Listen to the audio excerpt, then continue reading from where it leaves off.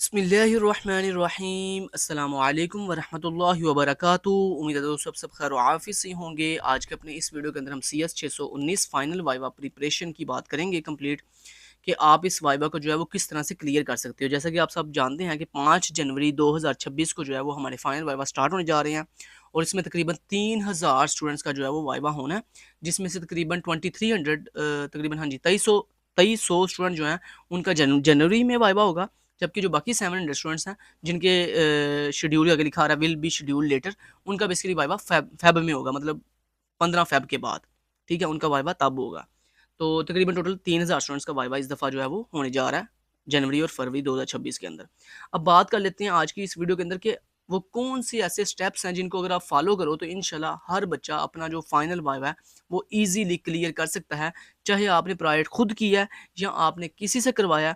अगर आप मेरे इन 4 स्टेप्स को, जो कि मेरे तकरीबन समझ लो कि मेरा एक्सपीरियंस है पिछले 4 साल का, कि जो बच्चा इन मेरे मेरे इन 4 ये स्टेप्स बेसिकली कोई हदीस नहीं है अस्तगफिरुल्लाह, मतलब ना ही कोई ये जो है ना वो फिक्स हो गई है बात कि आपने ऐसे ही करना है, लेकिन ये समझ लो कि ये मेरा एक्सपीरियंस है।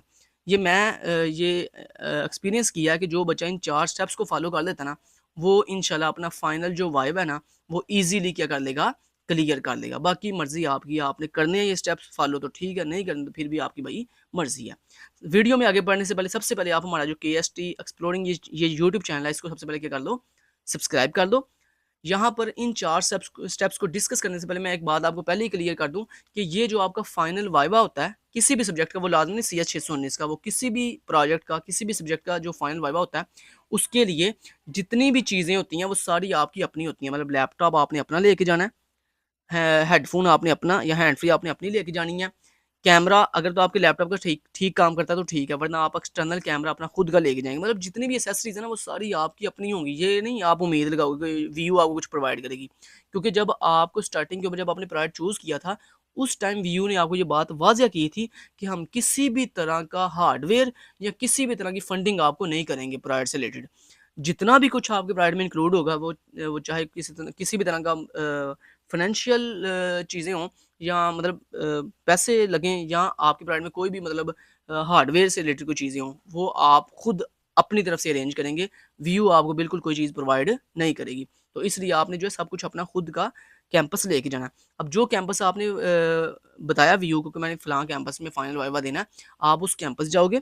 उस कैंपस में जो टाइम आपको वीयू ने बताया, उस टाइम से 10 मिनट पहले आपने कैंपस पहुँचना है, क्योंकि ये बात याद रहे, जब आप कैंपस पहुँचोगे ना तो वहाँ पे आपकी अटेंडेंस भी होगी। अगर आपने अपनी अटेंडेंस मिस कर दी तो जनाब समझो आपने वाइवा अगर दे भी दिया ना तो पीछे व्यू के रिकॉर्ड के अंदर आपकी अटेंडेंस अटेंडेंस जो है वो मिस हो चुकी है। इसलिए आपने ये गलती नहीं करनी। फाइनल वाइवे के अंदर आपने ये गलती नहीं करनी। आपने क्या करना है, जो टाइम आपको व्यू ने दिया आपने उससे 10 मिनट पहले, 15 मिनट पहले, आधा घंटा पहले जो है वो कैंपस पहुँच जाना है। जैसे टाइम होगा वाइवे का तो फ़ौरन से वो आपकी अटेंडेंस जो है वो मार्क कर लेंगे कि हाँ जी ये बच्चा जो है वो आया हुआ है। और उसके बाद फिर आपका जो वाइवा वो स्टार्ट हो जाएगा। और एक और चीज़ मैं यहाँ पे क्लियर कर दूँ कि जो वाइवा होता है ना, वो फिज़िकल नहीं होता। वो आप जब कैंपस जाओगे तो वहाँ पर आपके लैपटॉप के ऊपर MS टीम्स के ऊपर जो है ना वो ऑनलाइन आपका वाइवा होगा। मतलब सुपरवाइज़र उस कैंपस में फिज़िकल मौजूद नहीं होगा। सुपरवाइज़र जो है वो अपने कैंपस में बैठकर, जो भी उनका कैंपस है वो अपने कैंपस में बैठेंगे, आपके लैपटॉप पर MS टीम्स के थ्रू आपका वाइवा लेंगे। लेकिन जाना आपने कैंपस ही है। कैंपस हम इसलिए जाते हैं ताकि लाइट का इशू होता है घर में, नेट का इशू होता है, इसके अलावा आपकी जो है ना वो जनाब अटेंडेंस अटेंडेंस लगनी होती है, इसलिए फिर हमें वो कैंपस बुलवाते हैं, वरना वाइवा जो है वो ऑनलाइन ही कंडक्ट किया जाता है। अच्छा, ये बात आपने ये भी याद रखनी है कि आपने सारी चीज़ें घर से टेस्ट करके जानी है, मतलब आपका हेडफोन सही से वर्क करता हो, आपका लैपटॉप ठीक से वर्क करता हो, ये सारी चीज़ें आपने घर से जो है वो टेस्ट करके तो फिर कैंपस जाना। ये ना वहाँ जाओ तो पता चले जी मेरी हैंड फ्री काम नहीं कर रही, वॉइस जो है वो आगे जा ही नहीं रही सुपरवाइजर को, या आपका कैम ही ऑन सही से, कैमरा ही सही से वर्क नहीं कर रहा। तो ये सारी चीज़ें आपने घर से टेस्ट करके तो फिर जाना है कैंपस, ठीक है। और फाइनल वाइवा को आपने बिल्कुल जो है ना वो ईज़ी नहीं लेना, मतलब ये नहीं, ईज़ी से मुराद मतलब ये नहीं, कुछ बच्चे होते हैं वो बड़ा रिलैक्स हो जाते हैं कि कोई बात नहीं, देखा जाएगा, फाइनल वाइवा आएगा तो कैंपस जाएँगे तब पता चल जाएगा क्या होना है। ऐसे नहीं, ये फाइनल वाइवा भई आपका पूरा 1 साल है या 6, आपका पूरा 6 माह है। अगर CS 519 का तो उसका 6 माह होते हैं, अगर CS 619 है तो उसका 1 साल होता है। तो समझो कि अगर आपने ये फाइनल वाइवा क्लियर ना किया तो आपका समझो साल ज़ाया, या आपके 6 माह ज़ाया हो जाने हैं। तो इसलिए आपने इसको सीरियस लेकर जो है वो इसकी तैयारी करनी है। चलिए अब उन स्टेप्स की बात कर लेते हैं, जो स्टेप्स मेरा एक्सपीरियंस है कि जो बच्चा इन 4 स्टेप्स को फॉलो कर लेता है, वो इंशाल्लाह अपना प्रोजेक्ट हर सूरत में जो है वो ईज़िली क्लियर कर लेगा, अगर वो सीरियस होकर इन 4 स्टेप्स को फॉलो कर ले। लेकिन फिर मैं वही बात कहूँगा कि ये 4 स्टेप्स मेरा एक्सपीरियंस है, बाकी आपको जैसे ठीक लगे आप वैसे कर सकती हैं। तो स्टेप नंबर 1 क्या है? स्टेप नंबर 1 ये है, how to use project web and app.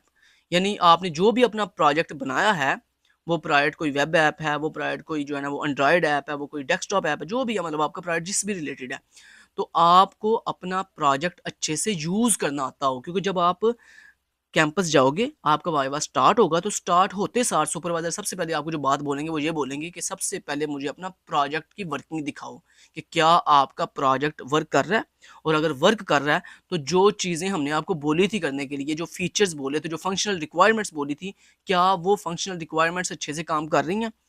अगर आपने वो फंक्शनल रिक्वायरमेंट्स मिस कर दी, मतलब थोड़ी परफॉर्म की हुई हैं, कुछ आपने मिस की हुई हैं, तो जनाब आपका स्टेप नंबर 1 जो है क्या हो जाएगा? खत्म। मतलब इससे नेगेटिव इम्पैक्ट पड़ेगा सुपरवाइज़र के ऊपर, कि सुपरवाइज़र ये बोलेगा कि जनाब जिस बच्चे को, मतलब अगर आपको वेबसाइट यूज़ करना, आपको प्रोजेक्ट तो आपने सही बनाया, लेकिन आपको यूज़ करना ही नहीं आ रहा, या आपने अपनी फंक्शनल रिक्वायरमेंट ही पूरी नहीं की हुई प्रोजेक्ट के अंदर, तो इससे क्या होगा? नेगेटिव इम्पैक्ट पड़ेगा आपके स्टेप नंबर 1 के अंदर ही। आप समझोगे अब कि उन्होंने कहा ना, जिस बच्चे को यही नहीं पता कि भाई मैंने प्रोजेक्ट यूज़ कैसे करना है, वो आगे स्टेप नंबर 2 या स्टेप नंबर 3 या स्टेप नंबर 4 में कैसे जाके सही से परफॉर्म करेगा। तो ये स्टेप नंबर 1 जो है बहुत इंपॉर्टेंट है, कि सबसे पहले आपको अपना प्रोजेक्ट जो है वो अच्छे से यूज़ करना आता हो, कि इस बटन पे क्लिक करने से क्या होगा, यहाँ पे क्लिक करने से क्या होगा, अकाउंट कहाँ से क्रिएट होगा, अकाउंट लॉगिन कहाँ से होगा, चीज़ें ऐड कहाँ से होंगी, एडिट कहाँ से होंगी, डिलीट कहाँ से होंगी, ये सारी चीज़ें आपको अच्छे से पता हो। ठीक है? अगर तो प्रोवाइड आपने खुद किया तो बड़ी अच्छी बात है, आप तो आपको प्रोवाइड यूज़ करना आता होगा। अगर आपने किसी से पेड करवाया, तो आप उसको बोलोगे भाई मुझे यूज़ करना बताओ, कि इस प्रोवाइड को यूज़ कैसे करना है। ठीक है? तो ये था जनाब आपका स्टेप नंबर 1। बाकी ये है हमारी एक फर्स्ट वीडियो। इसके बाद मैं इसी यूट्यूब चैनल के ऊपर अपनी नेक्स्ट 4 मज़ीद वीडियोज़ लाऊँगा, अपलोड करूँगा, जिसमें आपको ये जो चारों स्टेप्स हैं ना, इनकी अलग-अलग वीडियो भी बनाऊँगा। जिसमें मैं आपको नेक्स्ट वीडियो के अंदर जो है स्टेप नंबर 1 को डिटेल से बताऊँगा। ठीक है? प्रैक्टिकल करके दिखाऊँगा कि आपने प्रोडक्ट कैसे यूज़ करना होता है। फिर स्टेप नंबर 2 के ऊपर वीडियो अलग से बनाऊँगा, स्टेप नंबर 3 के ऊपर वीडियो अलग से बनाऊँगा, और स्टेप नंबर 4 के ऊपर वीडियो अलग से बनाऊँगा। इसलिए आपने मेरे इस यूट्यूब चैनल केएसटी एक्सप्लोरिंग को जो है सब्सक्राइब ज़रूर कर लेना, ताकि नेक्स्ट आने वाली चारों वीडियोज़ आप ईज़िली जो है वो क्लियर करके अपना वाइवा क्लियर कर सको। तो आज की वीडियो में सिर्फ मैं आपको मेन पॉइंट्स बता रहा हूँ सारे, ठीक है? तो स्टेप नंबर 1 की उम्मीद है आपको समझ आ गई है कि स्टेप नंबर 1 में हमने क्या करना होता है। नेक्स्ट फिर जब आपका स्टेप नंबर 1 हो जाएगा, फिर वो आपको स्टेप नंबर 2 पे ले जाएँगे। स्टेप नंबर 2 क्या है? स्टेप नंबर 2 ये है बेसिक कोड नॉलेज या चेंजिंग इन प्रोजेक्ट। तो स्टेप नंबर 2 में वो आपको कुछ बेसिक क्वेश्चन कर सकते हैं, लाइक अगर आपने जो-सी भी लैंग्वेज यूज़ की है, अगर आपने पीएचपी यूज़ की है, तो वो आपको पूछ सकते हैं कि पीएचपी के अंदर, लाइक वो आपसे पूछ सकते हैं डॉलर डॉलर साइन क्यों यूज़ होता है? इको कमांड क्यों यूज़ होती है? बताओ पीएचपी के अंदर ये जो फंक्शन है ये क्यों यूज़ होता है? फलाँ फंक्शन क्यों यूज़ होता है? तो इस तरह बेसिक बेसिक आपको नॉलेज होना चाहिए अपनी लैंग्वेज का, ठीक है? ऐसे ही स्टेप नंबर 2 में जो दूसरी चीज़ वो आपसे करवाएँगे वो होंगी चेंजिंग। चेंजिंग कैसे की? अच्छा, चेंजिंग वो आपसे बेसिक बेसिक करवाएँगे, छोटी-छोटी चेंजिंग करवाएँगे, ज़्यादा कोई कॉम्प्लेक्स चेंज नहीं करवाएँगे। जैसे मान लो ये एक बटन है, वो आपको कह सकते हैं ये बटन है ना, इस बटन का कलर चेंज करके दिखाओ। ऐसे वो आपको कह सकते हैं ये लिखा हुआ है डिज़ाइन, इसकी जगह पे केएसटी लिख के दिखाओ। मतलब एक एग्जांपल दे रहा हूँ आपको कि ये टेक्स्ट चेंज करके दिखाओ। ऐसे वो आपको कह सकते हैं कि ये जैसे ये एक ड्रॉप डाउन है, लेट्स से वो कहते हैं ये एक ड्रॉप डाउन है, इस तरह की एक और ड्रॉप डाउन बना के दिखाओ। तो इस तरह की छोटी-छोटी आपको चेंजिंग कह सकते हैं। तो इसलिए आपको पहले से आइडिया हो कि ये जो पोज़ीशन जिस पे वो हमें चेंज करने के लिए बोल रहे हैं, ये कौन-सा पेज है। तो आपको अपने जो जितने भी कोडिंग के पेज हैं, उन तमाम पेजेज़ का आपको बेसिक नॉलेज होना ज़रूरी है कि कौन-सा पेज कौन-सी वर्किंग कर रहा है। ठीक है? और जिस पेज के ऊपर सुपरवाइज़र हमें चेंजिंग करने के लिए बोल रहे हैं, वो पेज कहाँ पड़ा हुआ है? ठीक है? उसकी पोज़ीशन आपको पता हो कि ये पेज फलाँ जगह पड़ा हुआ है, ताकि आप ईज़िली उस पेज को जाके ओपन करके उसमें चेंजिंग कर सको। क्लियर? तो ये स्टेप नंबर 2 है कि आपको बेसिक बेसिक चेंजिंग करनी आती हो अपने प्रोजेक्ट के अंदर। कि अगर आपको मैं बोलूँ कि ये टेक्स्ट चेंज करके दिखाओ मुझे, तो आपको करना आता हो। मैं आपको बोलूँ ये जो बटन है इसका कलर चेंज करके दिखाओ, आपको करना आता हो। मैं आपको बोलूँ इस तरह का एक नया बटन ऐड करके दिखाओ मुझे, तो वो ये भी आपको करना आता हो। मतलब इस तरह की फ्रंट एंड की छोटी-छोटी चेंजिंग आपको करनी आती हो, तो ये स्टेप नंबर 2 है। स्टेप नंबर 3 क्या है? फिर मैं जैसे मैंने आपको बताया कि मैं आपको अलग-अलग वीडियो भी बना के दिखाऊँगा चारों स्टेप्स की, जिसमें आप स्टेप नंबर 2 के अंदर क्या चेंजिंग कैसे करवाते हैं वो, और कैसे हम करते हैं चेंजिंग, वो भी मैं आपको इंशाल्लाह प्रैक्टिकल करके दिखाऊँगा नेक्स्ट आने वाली वीडियो के अंदर। तो इसलिए चैनल को सब्सक्राइब ज़रूर करें। अच्छा, स्टेप नंबर 3 क्या है? स्टेप नंबर जनाब जब 2 आपका कंप्लीट हो जाएगा, फिर स्टेप नंबर 3 है फेवरेट सब्जेक्ट। स्टेप नंबर 3 में वो आपसे पूछते हैं आपका फेवरेट सब्जेक्ट कौन-सा है? तो फिर आप अपना फेवरेट सब्जेक्ट बताते हो कि आप कोई भी फेवरेट सब्जेक्ट जो है बता सकते हो, लेकिन ख़्याल रहे फेवरेट सब्जेक्ट आपने वही बताना जो आपके डिपार्टमेंट से रिलेटेड है। अगर आपकी मतलब आपका प्रायोरिटी कंप्यूटर का है, तो भैया आपने कोई ऐसा सब्जेक्ट बताना जो कंप्यूटर से रिलेटेड हो। अब ये नहीं है कि मतलब आपका प्राइवेट जो है वो हो रहा है CH 619 का, आप बोलो जी मेरा फेवरेट सब्जेक्ट इस्लामी आता है, या आप बोल रहे हो जी मेरा फेवरेट सब्जेक्ट मुतालिया पाकिस्तान है या उर्दू है। तो भाई सब्जेक्ट आपने, जब वो आपसे पूछेंगे कि आपका फेवरेट सब्जेक्ट कौन सा, तो आपने सब्जेक्ट वो बताना है जो आपके कंप्यूटर डिपार्टमेंट से रिलेटेड हो, या जिस सब्जेक्ट का आप वाइवा दे रहे हो उससे रिलेटेड। अगर आप मैथ का वाइवा दे रहे हो तो जाहिर बात है फिर आप फेवरेट सब्जेक्ट जो है वो मैथ बताओगे, या कोई भी आप मैथ से रिलेटेड कोई भी सब्जेक्ट बता सकते हो। लेकिन हमारा जब ये CS 619 का वाइवा होता है या CS 519 का वाइवा होता है, तो उसमें मोस्टली तकरीबन 90% जो स्टूडेंट्स हैं ना, वो जिस सब्जेक्ट को as a favourite subject choose करते हैं वो है डाटाबेस। ठीक है, वो कहते हैं जी हमारा फेवरेट सब्जेक्ट डाटाबेस है। तो फिर ख्याल रहे, अगर आप डाटाबेस को यानी CS 403 जो आपने सब्जेक्ट ऑलरेडी वीओ में भी पढ़ा होगा, डाटाबेस मैनेजमेंट सिस्टम के नाम से, अगर आप उसको as a favourite subject choose करते हो, तो फिर उसमें आपको कुछ ऐसे टॉपिक्स हैं जिनको ऊपर अच्छे से कमांड होनी चाहिए, क्योंकि वो आपसे उन टॉपिक्स में से फिर कोई 2-3 क्वेश्चन करेंगे। तो इसके ऊपर भी मैं इंशाल्लाह अलग से एक वीडियो बनाऊंगा जिसमें मैं आपको डिटेल से बताऊंगा कि स्टेप नंबर 3 के अंदर अगर आप फेवरेट सब्जेक्ट डाटाबेस चूज करते हो, तो उस डाटाबेस में से कौन कौन से वो इंपॉर्टेंट टॉपिक्स हैं जो आपको करने चाहिए, जिससे आपको आपका स्टेप नंबर 3 जो है वो ईजिली क्लियर हो जाएगा। अब बात कर लेते हैं स्टेप नंबर 4 की। स्टेप नंबर 4 के अंदर आपसे वो जो चीज़ पूछते हैं या जो चीज़ करवाते हैं वो है पीपीटी स्लाइड्स। आपको याद होगा आपने जब अपना फाइल डिलीवरेबल सबमिट किया था, तो उसके अंदर एक फाइल थी पावर पॉइंट की, यानी जिसको हम पीपीटी स्लाइड्स कहते हैं। वो पीपीटी स्लाइड जो है स्टेप नंबर 4 में आपसे वो पूछते हैं, वो आपको बोलेंगे कि हाँ जी पीपीटी अपनी पीपीटी स्लाइड ओपन करो और इसको अच्छे से एक्सप्लेन करो। तो पीपीटी स्लाइड को कैसे एक्सप्लेन करना है, उसमें कौन कौन सी चीज़ें होती हैं, ये भी इंशाल्लाह मैं आपको अपनी नेक्स्ट जो अगली वीडियो होगी, वीडियो नंबर 5, ये वीडियो नंबर 1 है, ये पार्ट 1 है फाइनल वाइवा प्रिपरेशन का। नेक्स्ट पार्ट 2 होगा, फिर पार्ट 3 होगा, फिर पार्ट 4 एंड लास्ट में पार्ट 5 होगा। पार्ट 5 के अंदर मैं ईजिली इंशाल्लाह आपको ये समझाऊंगा कि पीपीटी स्लाइड को आपने किस तरह से तैयार करना होता है और कैसे जो है इसको एक्सप्लेन करना होता है।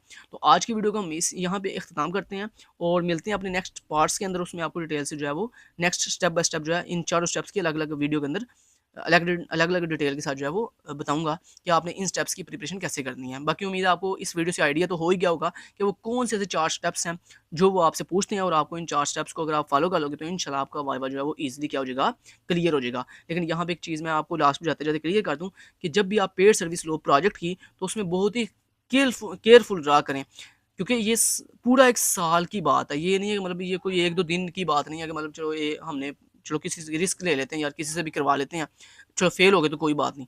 और भाई फेल हो जाओगे तो एक पूरा साल ज़ाया हो जाएगा आपका।